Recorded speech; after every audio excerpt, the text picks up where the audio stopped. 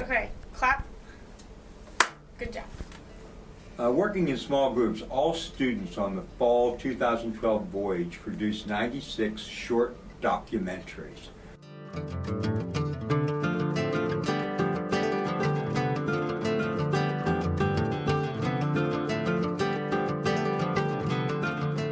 "107 days and 4 continents ago, 477 college students from around the world met in Halifax, Nova Scotia to begin the journey of a lifetime. We all came from different backgrounds, with different stories and life experiences, but with one thing in common: the opportunity to enhance our global perspective. Culture is a driving force.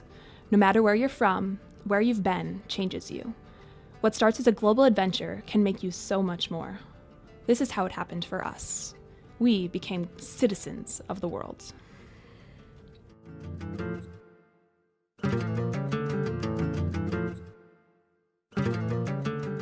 The main theme for all the projects focused on how the topic had been modified as it moved from place to place and it changed from the originating source.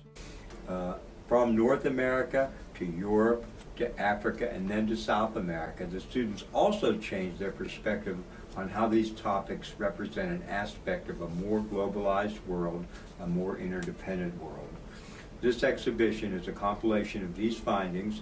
It includes information about the topics chosen and the personal points of view of what these newly discovered interconnectedness means to the student.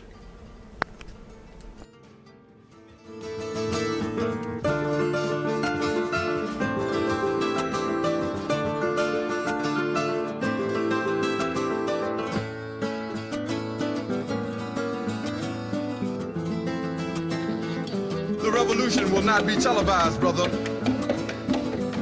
If we are to have peace,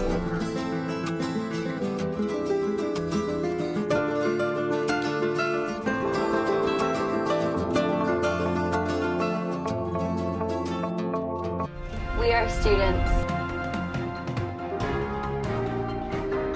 We are travelers.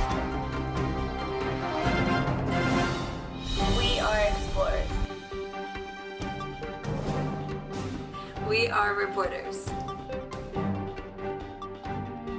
We are academic adventurers. Well, something that really surprised me about Europe was the need.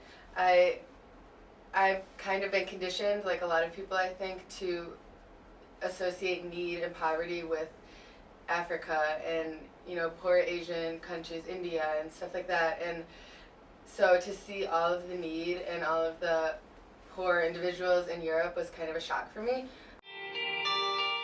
As academic adventurers, we are interested in discovering the role of education and non-governmental organizations in cultures around the world. With our American perspectives safely packed in our bags, we eagerly set out to explore the education systems of England, Ghana, South Africa, Argentina, and Uruguay. We expected to find distinct differences between countries, but instead learned that we are more alike than different. My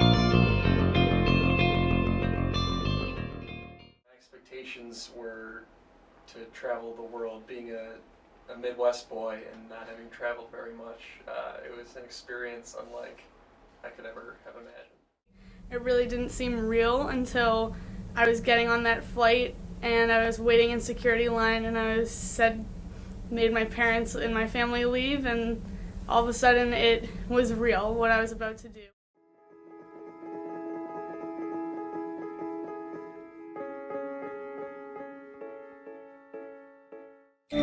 As we traveled the world, we set out to discover what people think about their healthcare systems. We met the locals and embraced their culture as they shared with us their experiences in sickness and in health. Probably my one word for Europe would be adventurous. Okay. Because I went on like solo trips sometimes, which I've never done before. What struck me most was the amount of languages that people in Europe knew. It was incredible to speak to someone and they tell me they know 4 different languages when the majority of us are fluent in only English. And I would say just the simple geography of being able to start in Belgium and travel to 3 different countries in just one day. That's something that I've never. España se ha vivido muy alegre.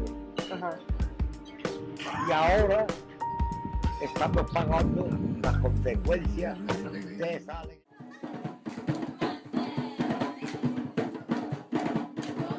We have health insurance scheme. Yeah. And is it expensive? yeah. No, not as such. Quieres plano de saúde mejor, tienes que pagar. No, público tienes que esperar. I just knew that I'd be traveling the world, 14 different countries, which was amazing. I didn't think that I'd ever be able to do anything like that in my lifetime.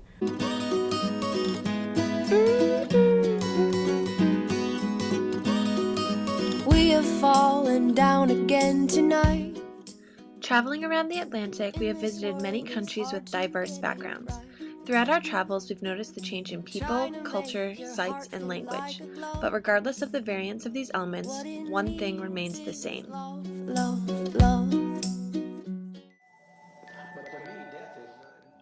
But who deserves this love?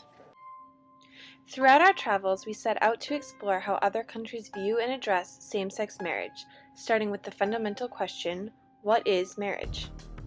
My perspective of Europe changed a little bit, just in that all of the countries there are so different.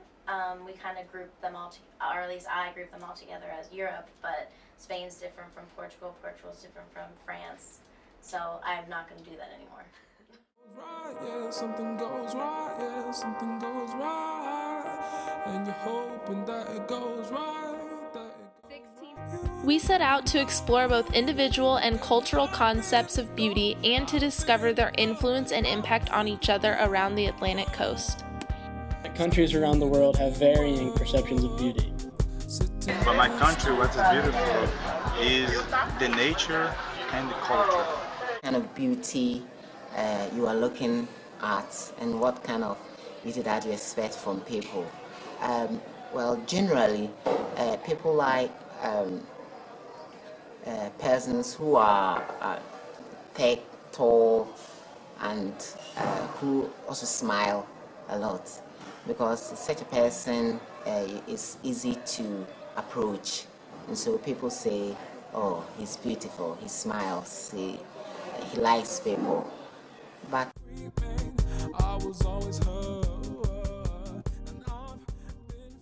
what, a woman? What? Just in general? That's beautiful, yeah.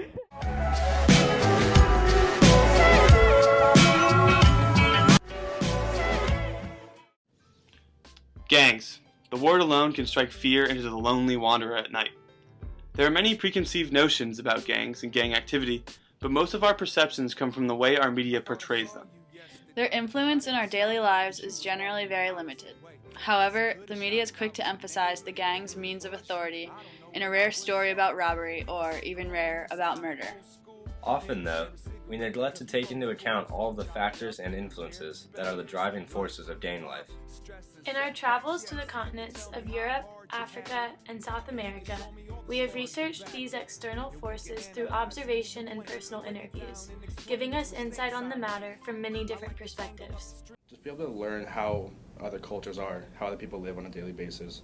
A big one was visiting Ghana and noticing that I went to a village, and half the village lives on less than $1 a day, which it blew my mind. When I was a child, I used to see them with big guns, and I know that wasn't for me, that kind of job, you know. But influence. Like the dress and what they do and the music they listen to, do you think that stems from American culture? Or is it their own? Yeah, a kind, just a bit. Yeah, just a little bit. Because the current government has been able to equip the police some more with some logistics of crime fighting and all of that. So there has been a dramatic reduction in gang life in Ghana. Okay. I initially thought I was like, oh yeah, I'm going to Africa. I was like, we're following the same route that the slaves followed somewhat back when my ancestors were brought over to North America. And to find out I'm following the same path and getting to go on the same route, it was really cool. So By the time we got to Ghana, that's when the real pow hit every student. Man, the more you know, the more interesting it is. But they had to be doing their projects all the way along. And that was a good thing, because when they got to Ghana, they could see that the culture and some of the environmental things changed a lot. And I think the moment when I stepped off the boat in Ghana, all these people were running up to me, of course trying to sell me things, but just being there, I think that's a moment that I'll never forget, and that'll never change. And I guess for me, the biggest thing about Ghana is from all the different things we've seen, like we've seen a lot of impoverished people, we've seen kind of all spectrums of the world, but in Ghana, like seeing a lot of people that are impoverished, but people who had such great spirits and that were working so hard and so hardworking. I don't think I really saw anyone that was just like sitting in the streets begging for money, which you'll see like in the United States or everywhere. Ghana for me was shocking only because I'd never seen anything like that before. I've never seen so many people in one place. I've never seen so much poverty right in front of my eyes, but I've also never seen so many happy people and so much like hospitable people before. It definitely opened my eyes to a completely new world. The revolution will not be televised, brother. If we are to have peace, liberation is being free, no matter your race, gender, class, sex, sexual orientation, or social economic status. It is an embodiment, it's a movement, it's a feeling, it's a state of mind, it's a sentiment. The oppressed go through a type of awakening where liberation is a sense of empowerment, a sense of humanization, and a sense of being able to go on and free themselves. Being released from oppression, physically, emotionally, mentally. Being able to fight for what you believe in and standing up for your rights. Probably my one word for Africa would be colorful, because everywhere I went there was like pastel, fluorescent, all the people were different shades. It was crazy. When I first got off the ship, like I saw everybody around and they looked like me. I've never been in an experience like that. It was just like, wow, I've always been a minority, and I was still a minority in some senses, but to see people that look just like me and being able to partake with them in the experience, it was beautiful. How did that? It was challenging, it was not smooth, but then it has to depend on one thing. People have different angles of which they take the liberation movement in Ghana. People were saying that Nkrumah wanted power too fast, and others were saying that Nkrumah should have relaxed in terms of development. They tried to compare we to the South Africans when they allowed the Europeans to take over for a very long time, even after the apartheid. But then Nkrumah wanted self-government now. Oh, Dongri from Afienya Ganya he was a character. He worked at the feed mill in Tema, and I went with him to work, which was an experience unlike I imagine any semester at sea folks have.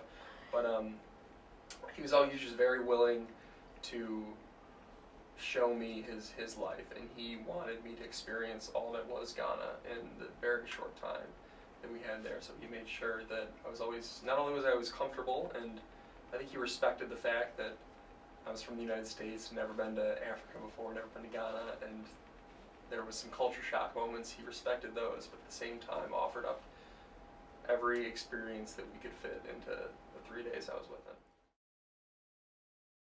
Still free, but they are not truly free. We are rich here in Africa, but yet we still go around with cups in our hands, begging for funds all over the place. But the source of all those funds come from here, from this land. So yes, there's freedom, but there's no true freedom yet. We haven't gotten there yet. But then I believe strongly that we will get there. I believe everything has a process, and so far as we all accept that we are not free and accept there is a problem, then we can find a solution. Everyone was so proud to be black, so proud of their skin color. Everyone was so welcoming. So it just, I don't even know how to describe an experience like that in words, but it was one of the most exhilarating experiences of my life. See, I think oppression to me and apartheid what really made non-whites in South Africa to struggle was when education was cut off to blacks.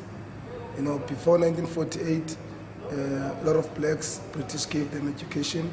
That's why we produced people like Nelson Mandela, who were lawyers, or Justice Solo, who created a liberation movement with no violence, because they were highly educated.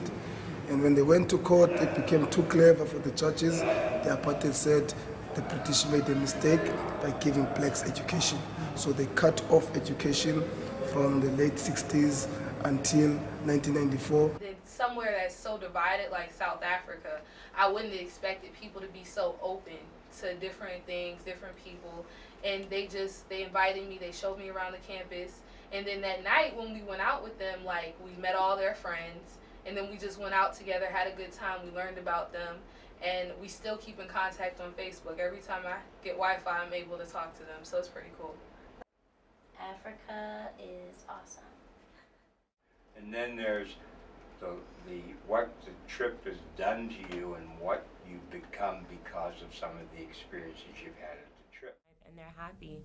And I can say that the people that I've come in contact with in some of these relatively poor countries are happier than a lot of people in a lot richer countries with a lot more than they have. And so, I mean, it just teaches me to be more appreciative of the stuff that I have. Tangible results from people doing real things, and it's just, I feel like I'm on a path that will actually lead me somewhere that can actually do good in the world, which is what I've always wanted to do, but now I have a way to get there. I feel like I have learned. In August 2012, 5 strangers signed up for what we knew would be the trip of a lifetime. We came from all across the United States: Oregon, California, Minnesota, Pennsylvania, and Massachusetts. But we had one thing in common: a curiosity about the rest of the world. As we got to know each other, we realized we had something else in common as well: a desire to pursue happiness. We began some discussions. Did the people in the 14 countries we were about to visit know how to define happiness? How did they define it? 107 days later, this is our story.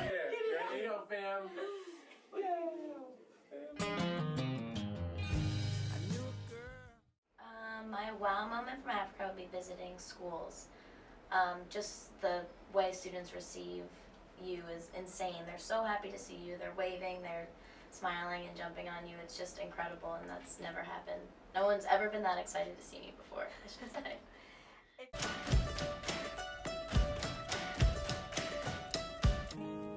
Wine. It is a universally enjoyed beverage that has been produced around the world for the past 6,000 years. It reached the coast of the Atlantic in 1500 BC with the Greeks and the Phoenicians. It traveled to the Americas with the Spanish conquistadors and sailed to Africa with the Dutch settlers. For the next 4 centuries, these regions developed independently, creating their own unique wines. Gradually, they began the long trek to claim their inheritance. Over the past 20 years, the wine industries around the world have grown reputations that are beginning to rival Europe's. Now, we see these regions coming together as the modern era presents more opportunities for them to become interconnected in order to create a single world of wine. I learned that I'm a lot stronger than I thought I was, and that I can entertain myself really easily, and that I'm really good at making friends with strangers when I'm by myself. We are students from all over the U.S. on the Semester at Sea program. We visited 6 universities across 4 continents to find out the best and worst aspects, religious affiliations, teaching methods, amount of freedom, and the influence of the local culture. Found that most of the universities were very similar, except Ghana. We interviewed one former student, and he's only one man, but he had very powerful things to say. Here is corrupt. Our leaders, they are corrupt. Before you go to the university, sometimes you got to pay bribely before you can go to study. If it doesn't pay bribely, sometimes they just reject you. And mostly if you're female and you want to go to university, what you have to do to get chance to go to university. Sometimes if it doesn't pay bribe, you got to sleep maybe with one of the teachers or one of the masters who want to help you to go to the university. You see, this is some of the races. It's not easy to go to university. It's very hard. If you found this hard to believe, we found a couple of articles that substantiated what Prince said.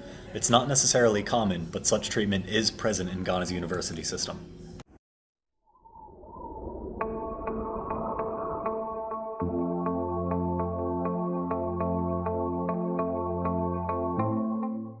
5 students set out to look at how homelessness and poverty are experienced by other countries around the world. We hope to look at how each country dealt with homelessness and how globalization has changed the way countries deal with their poor. But hearing about it, reading about it, isn't the same as actually seeing stuff. And so actually going into these countries, having heard about the percentage of the world that lives on less than $2 a day, I mean, it's impacting on a person, but when you actually see it and see the living circumstances of people in Ghana or people who live in townships in South Africa or people who live in favelas in Rio de Janeiro, it just brings a whole new meaning to it. Across the 3 continents, we discover that the roots of poverty differed. In Europe, economic instability, high unemployment, and an increasing immigrant population taking advantage of the open borders within the EU are the main challenges that the government of Europe contend with. In Africa, the remnants of colonialism, racism, and exploitation of land and natural resources have laid the groundwork for widespread poverty and underdevelopment. In South America, we found that the history of government corruption, economic imperialism, coupled with the organized crime based on the sale of illicit goods, perpetuated an environment for poverty as well as disparity between the rich and poor. You get to see a lot of countries, but this trip for me is about watching students grow. I always say they grow like bamboo, and you can watch them change. I think I've gotten a lot more independent, and I've kind of refound, I guess, my spark for life, you would say. I have learned that everything does not need to be planned to a T. Like, I don't need to, at 8 a.m., wake up, do this, do that, and at 9 a.m. do this. I can just go with the flow, and it'll still be okay. Everything will work out.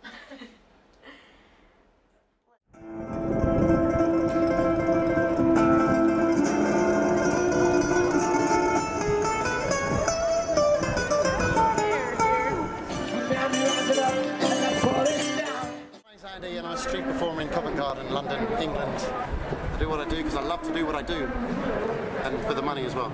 How do you feel about your job? It's boring. I don't feel like when it's kids holiday or sometime, but it's boring. I don't like. Hi, my name is Ikeni. I'm a street performer. I dance because I love the life. I love everybody because when I dance to the street, everybody come here. The black, the white, the Chinese, every people come here because it's a natural. While the performer himself or herself does not necessarily travel, their performance lives through the people that do travel. Have a wonderful day. The exit to my show is right here. Thank you very much. You may rush forward now or slowly slip away sneakily, you cheap bastards. Thank you. To me, to be able to follow that same route that my ancestors did at that one point in time, go back, and then be able to take that home with me.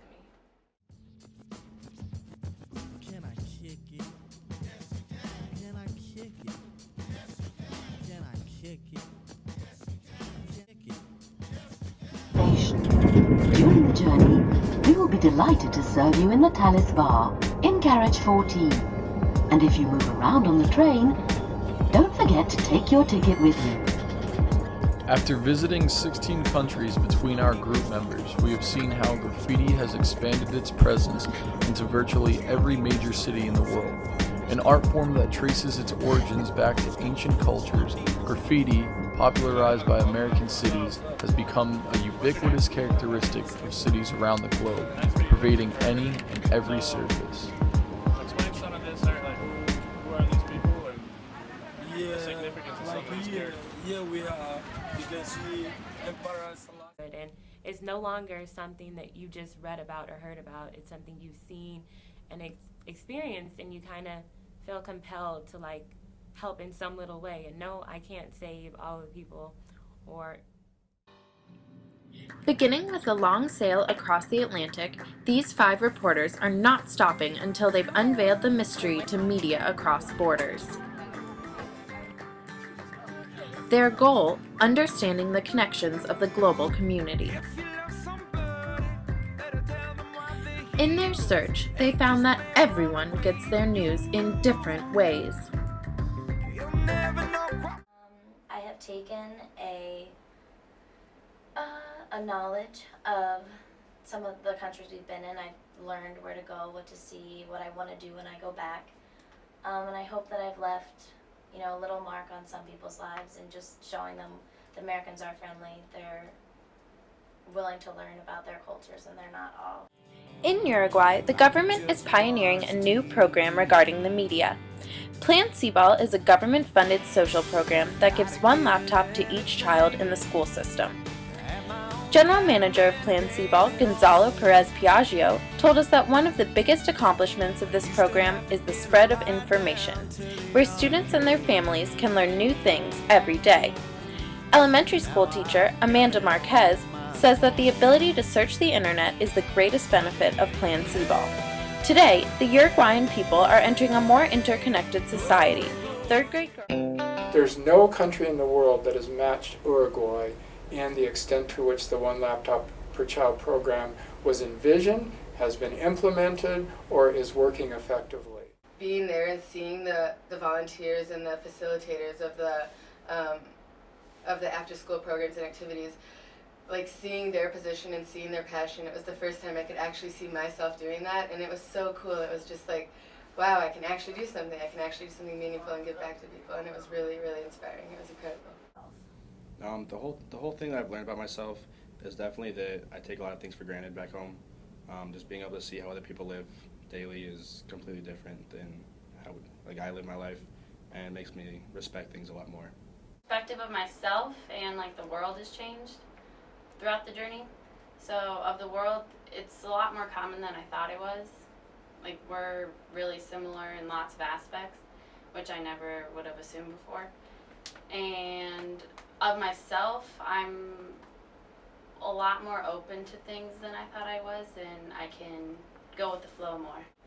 I think going back, I'm going to have a different understanding of what it means to be where I am at home in relation to the bigger picture. So for me, it was just, an amazing opportunity just to change my perspective on the world and even change myself and how I interact with other people.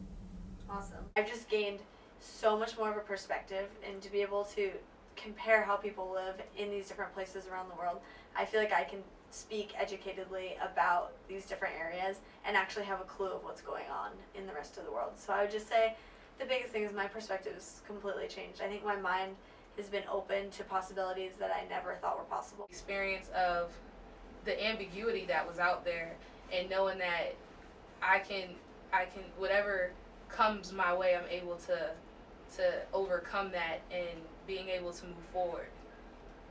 How do you think this? Students are so talented in terms of what they put together that it just amazes me. So this time, I really took it to another level. I knew we were going to get great stuff from student projects, and I know that's going to happen. But from those student projects, there's a team of people that are putting together an exhibition that's going to be shown nationally, and we got that funded by University of Virginia, Semester C, a private organization called Your Cultural Alliance. And I expect there'll be probably, I'm hoping for 100 displays at this exhibit that we're making together here from pieces of all the projects. Okay, and what is your goal, or what were your intentions for the exhibition? What do you want to come of it? Well, I think you deserve to be, you students who are making this, deserve to have the recognition that you've done work that's worth seeing around the country. Libraries, cultural centers are going to want to show this program that you've had, and then have a discussion afterward which you can lead about how this has changed, not just you, but how the things that you've looked at continent to continent change, but how it changes you too is going to be a wonderful element to this that I really didn't recognize was going to be part of this. It's going to be great.